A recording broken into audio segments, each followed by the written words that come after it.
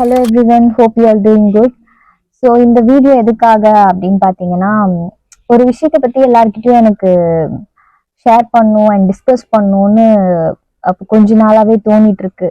So even அந்த நீலம் associations கூட இப்போ ரீசெண்டாக நிறைய வீடியோஸ் நிறைய அதை பற்றி ஒரு விழிப்புணர்வு செலுத்திட்டு வராங்க. ஸ்கின்டு பீப்புள்னா வந்துட்டு அவங்க they are not beautiful or they are not pleasant அப்படிங்கிறதும், ஃபேராக இருக்கிறவங்க தான் வந்துட்டு ஒரு அழகுக்கு வந்துட்டு அழகுக்கு அறிகுறியாக இருக்கிறது வந்துட்டு ஒருத்தர் வந்து ஃபேராக இருக்கிறது தான் அப்படிங்கிற மாதிரி ஒரு தாட் வந்துட்டு நிறைய பேருக்கு. We have many reasons. One is that we have a colonial history which had fair skinned people ruling the country for long.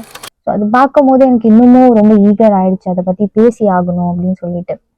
என்ன அப்படின்னா, ஸோ எனக்கு பர்சனலாக ஃபஸ்ட்டு எனக்குமே ஒரு கைண்ட் ஆஃப் ஒப்பீனியன் இருந்துச்சு. என்னன்னா, இந்த ரேசிசம் அப்படின்னு சொல்லிட்டு. ரேசிசம் அப்படின்னாலே ஸோ அது நம்ம ஊர் சம்மந்தப்பட்டது கிடையாது. ரேசிசம் அப்படின்னா இது வந்து அதர் கண்ட்ரீஸில் நடக்கக்கூடிய ஒரு விஷயம். இப்போ எப்படி நம்ம ஊரில் கேஸ்ட் ரிலீஜியன் வச்சு ஒரு டிஃப்ரென்சியேஷன் போயிட்டுருக்கோ, அந்த மாதிரி அதர் கண்ட்ரீஸில்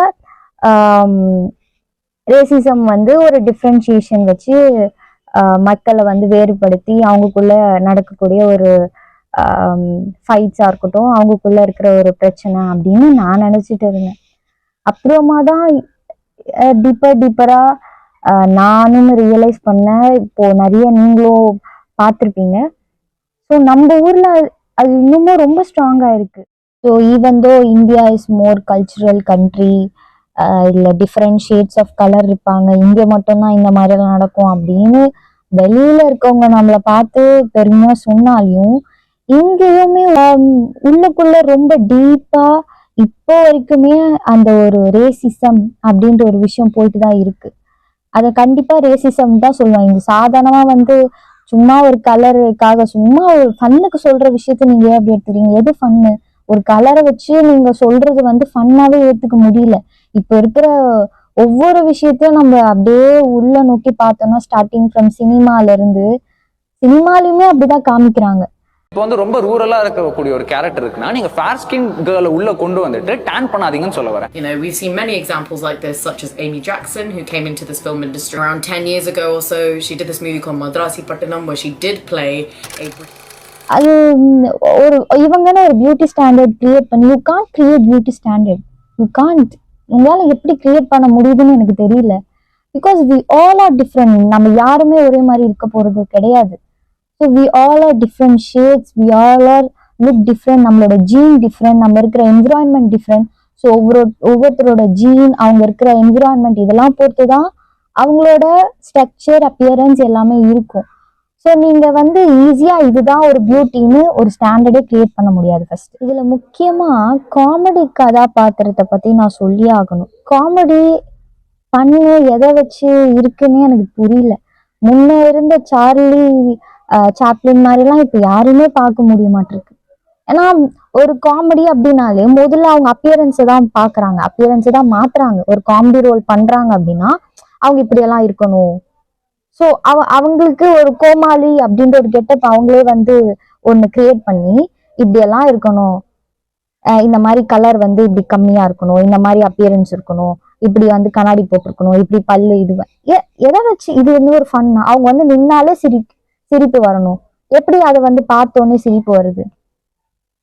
ஒரு விஷயம் சொல்றாங்க அப்படின்னா அந்த ஜோக்ல வந்து சிரிப்பு வரலாம், இல்லை ஏதோ ஒரு விஷயம் அவங்க பண்ற மாதிரி ஆக்டிவிட்டி பண்ணி காமிக்கிறாங்கன்னா அதை பார்த்து சிரிப்பு வரலாம். ஸோ சிரிப்பு ஃபன் பண்றதுக்கு நிறைய விஷயம் இருக்கு. ஆனா இப்பெல்லாம் ரொம்ப இதுவாயிடுச்சு. ஒரு காமெடியன்னா அவங்க பார்க்க இப்படிதான் இருக்கணும். ஒருவேளை அவங்க பார்க்க அப்படி இருந்தாங்கன்னா அவங்கள காமெடி ரோல்ல போட்டுறது. அவங்கள வச்சு ஒரு கமெண்ட் அடிப்பாங்க, என்ன இவ தீஞ்சு போன தோசை மாதிரி இருக்கா, மூஞ்சில கறி பூசின மாதிரி இருக்கா, உடனே எல்லாரும் சிரிப்பு. அது ஒரு காமெடியா? இப்படிதான் போயிட்டு இருக்கு. நம்மளுக்கும் எனக்கும் தெரியாது. ஸோ நம்ம சின்ன வயசுல பார்க்கும்போது நமக்குமே அறியாம இது ஒரு காமெடி, ஓகே.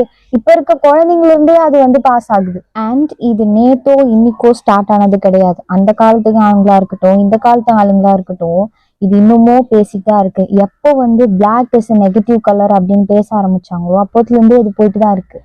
அது என்னன்னு தெரியல. ஒரு கலர்ல எப்படி நெகட்டிவிட்டி பாசிட்டிவிட்டி எல்லாம் நீங்க கொண்டு வரீங்க அப்படின்ற ஒரு சயின்ஸும் எனக்கு புரியல. என்னதான் black is my favourite colour ஊன்னு எல்லாம் சொல்லிப்பாங்க. சொன்னாலுமே கூட when it comes to people they won't accept. And even the old people, அந்த காலத்து ஆளுங்களா இருந்தாலும் ஒரு கடவுளோட சிலை, ஒரு சாமி சிலையே கருப்பு கலர்ல தான் இருக்கும். ஆனா கருப்பு கலர் ட்ரெஸ் போட்டுன்னு வந்தா இது வந்து நெகட்டிவிட்டி, ஏன் வந்து போட்டுன்னு வந்த அபசகுணம், நல்ல நல்லதுமா போட்டு வந்து ஏன் போட்டுன்னு வந்தா என்ன, புரியல. இது அங்கிருந்து தொடங்கி இது டெவலப் ஆகி நமக்கே தெரியாம ரொம்ப டீப்பா வந்து நிக்குது. அது இப்ப இருக்க சின்ன குழந்தைங்க கூட அது உள்ள போய் ஸ்டோர் ஆகிற அளவுக்கு மாறிடுச்சு. ஸ்டார்டிங் ஃப்ரம் அவங்க காமிக்கிற ஆடா இருக்கட்டும், எல்லாமே ஃபேர்னஸ் க்ரீமா இருக்கட்டும், ஏன் ஸ்கின் கிளியர் ஆகிறதுக்கு போடுங்க, க்ளோவிங்கா இருக்கிறதுக்கு போடுங்க, போதும் ஏன் கலர் சேஞ்ச் பண்ணும். Want to change your colour, fairness cream ஒயிட்டா மாறிடும், ஏன் மாறணும். மெலனின் பிக்மெண்ட்ல என்னங்க உனக்கு பிரச்சனை? அதை வச்சு இவ்வளோ பெரிய ஒரு இண்டஸ்ட்ரீஸ், ஒரு கேம் விளையாடி என்ன கிடைக்குது? படிச்சவனும் இப்படிதான் இருக்கான், படிக்காதவனும் இப்படிதான் இருக்கான். அண்ட் இதுல வந்து எந்த கலரையும் நம்ம இந்த கலர் ரொம்ப ரொம்ப ஒசத்தி, இன்னொரு கலர் வந்து இது ரொம்ப டம்மி, அந்த மாதிரி எந்த கலருமே நம்ம சொல்ல முடியாது. ஜஸ்ட் கலர், அவ்வளவுதான்.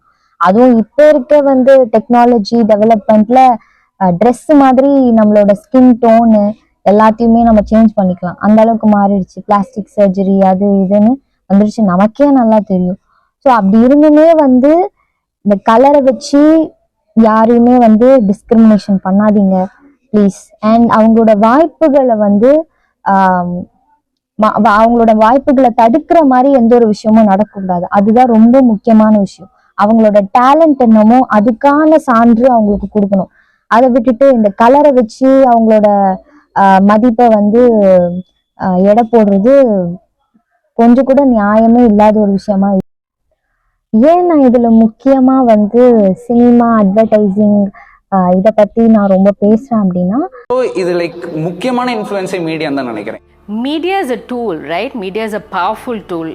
Media can either be a change agent or it could be an agent that reinforces these biases. So if media மக்கள் கிட்ட சீக்கிரமா கொண்டு போய் சேர்க்கிற ஒரு கருவி வந்து சோஷியல் மீடியா, அட்வர்டைசிங், சினிமா தான். அது குட்டி இன்ஃபர்மேஷனா இருக்கட்டும், இல்லை பெரிய இன்ஃபர்மேஷனா இருக்கட்டும், இல்லை வந்து ஒரு லைஃப் சேஞ்சிங் ஒரு மாரல் நியூஸா இருக்கட்டும், எல்லாமே வந்து ஈஸியா மக்கள் அக்செப்ட் பண்ற ஒரு விஷயம் இது மூலியமா தான். ஸோ அப்படி இருக்கும் போது இதுல நம்ம ஏன் வந்து இந்த மாதிரி ஒரு நெகட்டிவான ஒரு விஷயத்த ஸ்ப்ரெட் பண்ணும் அப்படின்னு சொல்லிட்டு தான். ஆல்ரெடி நம்மளோட கண்ட்ரியில இந்த கேஸ்ட் ரிலீஜியன்ல எவ்வளோ பிரச்சனைகள் போயிட்டு இருக்கு. நம்ம எவ்வளோ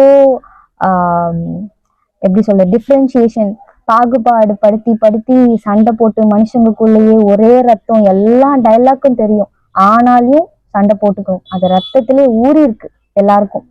அது எப்போதான் அதுக்கு ஒரு முற்றுப்புள்ளி வரப்போகுதுன்னு தெரியல. இதுல இந்த கலரை வச்சு வேற. ஸோ இது ரொம்ப ஒரு மாதிரி ஒரு மனுஷனா எப்படி வாழாம இருக்கிறது அப்படின்றதுக்கான பாதை மாதிரி தோணுது.